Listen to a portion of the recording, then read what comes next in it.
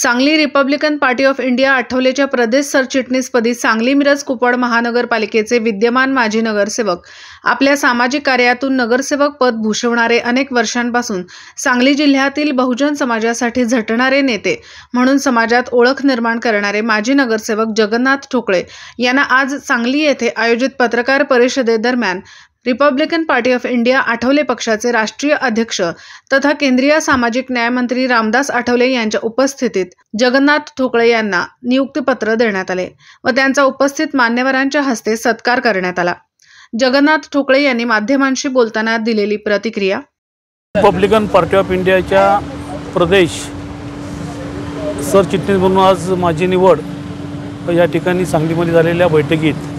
माननीय नामदार रामदास आठवले साहेब, आमचे प्रदेश अध्यक्ष आदरणीय राजाभाऊ सरवदे साहेब, राष्ट्रीय सचिव आदरणीय सुरेश बारशिंग साहेब, पश्चिम महाराष्ट्र अध्यक्ष आदरणीय वाघमारे साहेब या सर्वांच्या उपस्थितीमध्ये आज माझी निवड त्यांनी केली, त्याबद्दल मी त्यांचं या ठिकाणी आभार व्यक्त करतो आहे। भारतीय दलित पॅंथर शाखाध्यक्ष